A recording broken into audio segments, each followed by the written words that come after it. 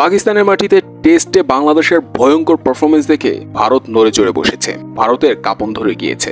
এই কথাটা বললে ভুল হবে না, কেননা ভারতের স্কোয়াড দেখে যে কেউ এই কথাটাই বলবে। যাদেরকে রেস্ট দেওয়ার কথা ছিল বাংলাদেশ সিরিজের জন্য, তাদের কেউ কি রেস্ট দেয়নি ইন্ডিয়া। শক্তিশালী 16 সদস্যের দল ঘোষণা করেছে বাংলাদেশের পক্ষে প্রথম টেস্টের জন্য।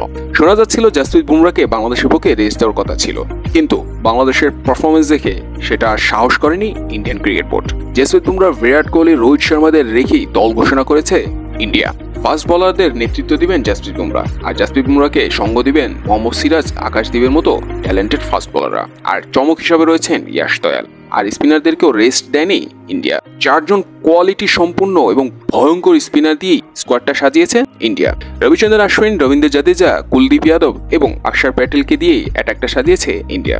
আর ব্যাটিংটা সামলাবেন রোহিত শর্মা, বিরাট কোহলি, KL রাহুলদের মতো মাস্টার ক্লাস ব্যাটসম্যানরা। মিডল অর্ডারে ফিরেছেন বাংলাদেশের মাটিতে খেলে যাওয়া শেষ টেস্টে ঋষভ পান্ট।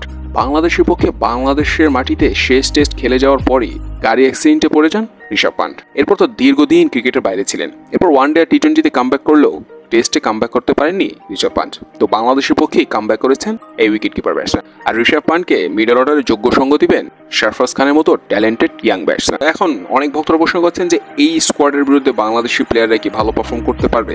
জাসপ্রীত বুমরাকে কি ফেস করতে পারবে বাংলাদেশি ব্যাটসম্যানরা? ওদের কোয়ালিটি স্পিনার দিয়ে কি মোকাবেলা করতে পারবে বাংলাদেশি ব্যাটসম্যানরা?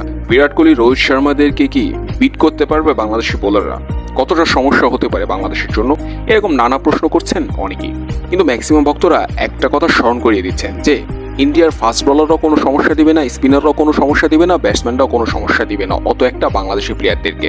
কিন্তু সমস্যা যেটা দিবে সেটা হচ্ছে স্লেজিং। ইন্ডিয়ানরা এত পরিমাণ স্লেজিং করতে পছন্দ করে, ইন্ডিয়ানরা কিছু পারুক আর না পারুক, স্লেজিংটা বিশেষ করে বাংলাদেশের বিপক্ষে তো খুবই দারুণ স্লেজিং করতে পারে তারা।